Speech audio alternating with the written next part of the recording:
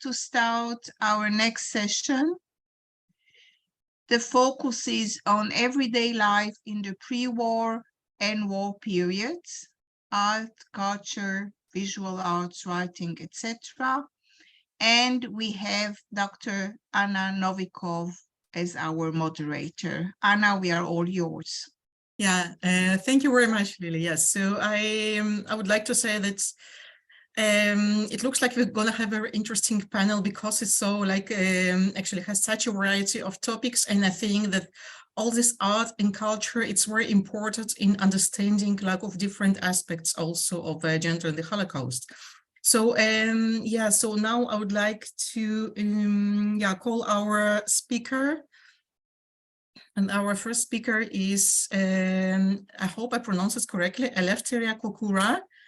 And I would like you, if you are there, also to make yourself a short introduction. Yes, I'm here, and you pronounced it correctly. Thank you. Good afternoon, everyone, and thank you so much for having me. My name is Eleftheria. I'm a professor of Greek language and literature for about 15 years now, and MA holder of Holocaust Studies from University of Haifa. Although my talk is not directly linked to the female experience of the Holocaust, I think that is extremely critical upon building educational programs to review and evaluate the literature available to us and through which children are taught about the Holocaust. The topic of my speech arose from my experience as in recent years I have been working as an educator in centers for creative employment of children aged between 5 to 12. And unfortunately, I was the first to talk to them about the Holocaust using children's illustrated books. I would also like to emphasize before I start that in Greece, Holocaust education has not yet been broadly institutionalized, and students learn about the Holocaust in 2 school hours every year as part of the commemoration activities around the International Holocaust Remembrance Day, while in recent years, starting from 2014, General Secretariat of Ministry of Religious Affairs and Education has signed a cooperation memorandum with the Jewish Museum of Greece, and together they organize annual school competitions with the winning team visiting Auschwitz. So for this age group, we only have 5 books in Greece, out of which one is Erika, which I assume most of you are familiar with. And another one is on the genocide of Roma Yazidi that I'm not including today. And in conjunction to our main subject, if I may say, all of them are written by female authors, and the Holocaust is mediated mainly through female voices, raising concerns about possibly stereotypical ways of communicating difficult topics that unfortunately we cannot touch upon today. So if I may share my screen, 1 second.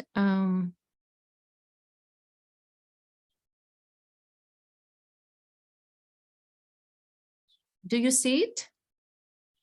Okay, amazing. Do you also see the second slide? Is it working? Yeah. Yes. Amazing, thank you. So starting with the first book, The Yellow Hats, despite the author and illustrator's Jewish background, this book is not explicitly about the Holocaust. The story is about the salvation of a family of sheep. That lies in the activation of a solidarity mechanism of friends who managed to help them escape. The author here probably aimed at the children's widespread perception of sheep as innocent animals, while underlining the timelessness of this species as an innocent victim and a symbol of sacrifice. The allegorical use of animals as protagonists, in addition to being a safe choice for difficult subjects, is also a very popular tactic in the Greek environment, as children are familiar with the didactic fables of Aesop. It is the first Greek illustrated book that alludes to the Holocaust, and you can see that happens only in 2017, which is very unfortunate.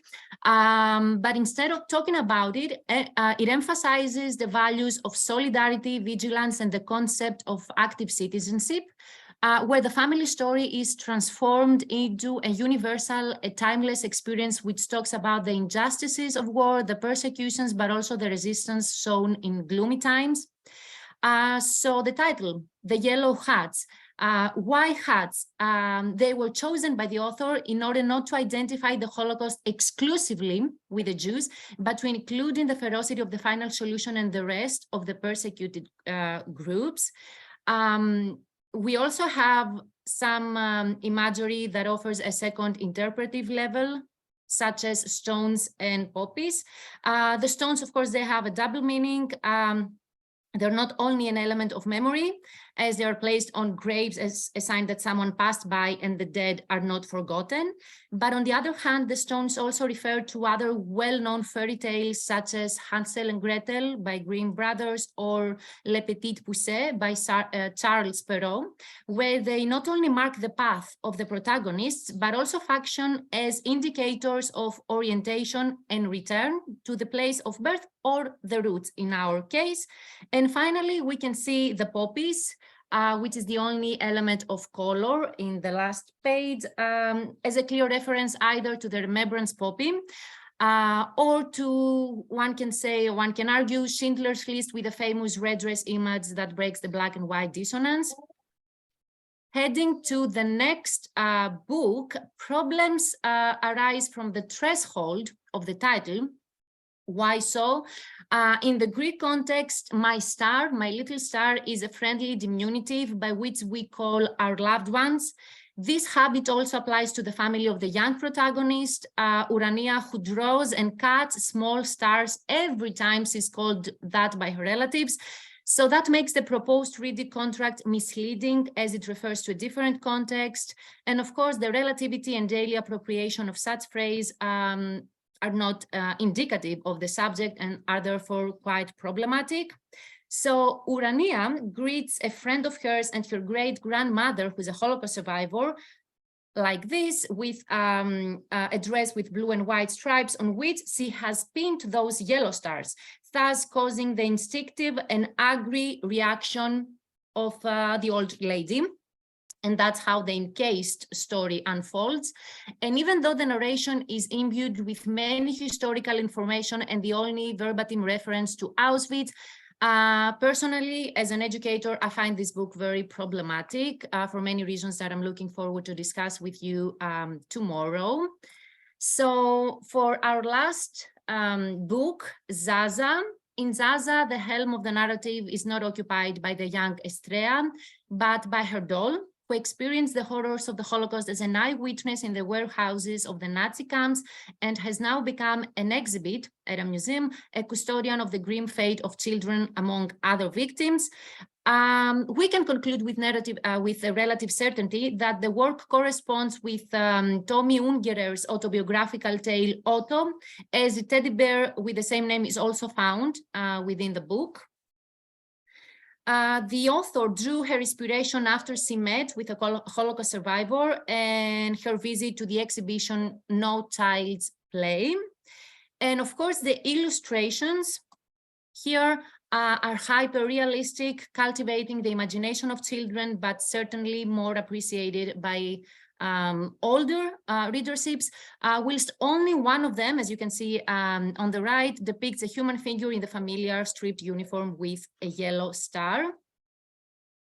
Heading to some comparative remarks, we see in all books the usage of explicit signifiers even from the cover of the books, various level of artistic editing, thus making these books multi-layered projects, not only addressed to the proposed readerships, picture ladder narratives that forge a dynamic meaning-making process on the juvenile readership. Of course, the optimistic epilogue with a message of hope as survival, a reassurance for young readership, and of course, all of them seek to steer emotions and a sense of engagement. So it can be therefore said that history teaching efficacy is not limited to specific genres, but lies to the adaptability of literature as a matrix of facts, fiction, and emotions. I don't know if I have a couple minutes left. No, you don't. Okay. No, you had only 10 minutes.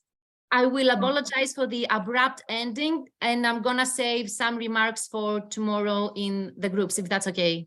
Yes, Great. Yeah. Okay, thank you definitely. so much for your time.